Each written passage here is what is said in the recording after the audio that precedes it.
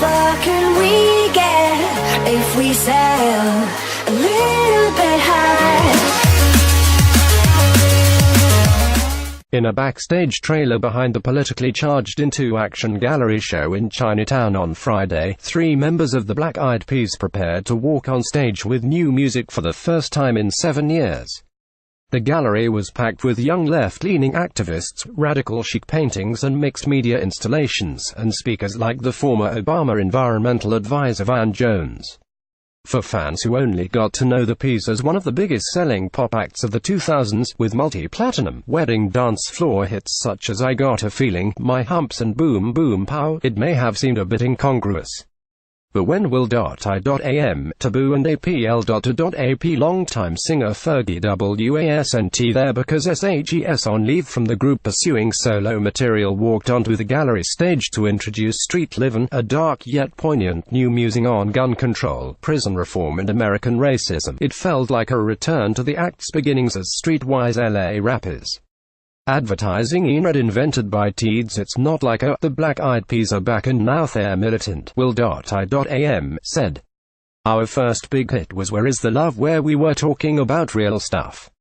From the brutality of the education system to prison reform, we've been out in the community.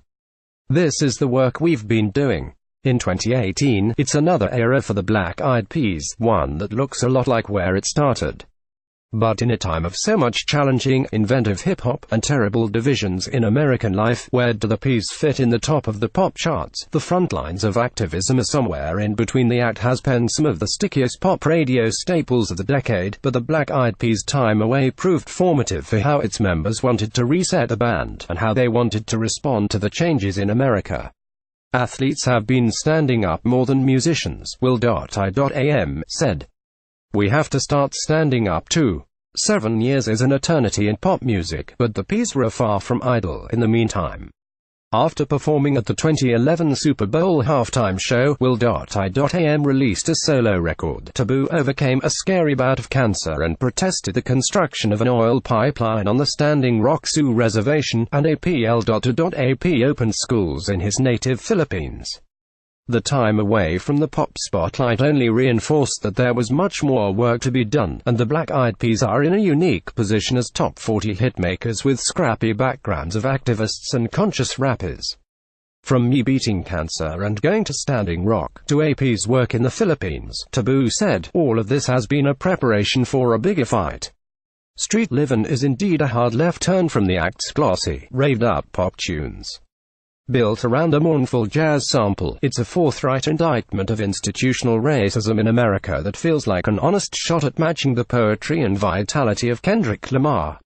When the group prepped for its Friday appearance, President Trump's shithole comment regarding immigrants from countries in Africa, Central America and the Caribbean had just begun circulating, and the message of Street Livin seemed sadly well-timed. After all, as Will.I.am said on stage when presenting the video for Street Livin, whenever you see those commercials about sponsoring a kid for $1 a day, remember that App was one of those kids. The song is tied to the group's new Marvel comic book project, Masters of the Sun, The Zombie Chronicles, which hits some of the same notes as the much-anticipated Marvel film Black Panther. That is, the work takes a multicultural spin on genre fiction and sci-fi noir, with a side of augmented reality and voice acting from Jamie Foxx, Queen Latifah and Stan Lee. It's not quite an album but more of a multi-platform media project of the sort that Will.I.am has been pushing for years as a designer and tech investor.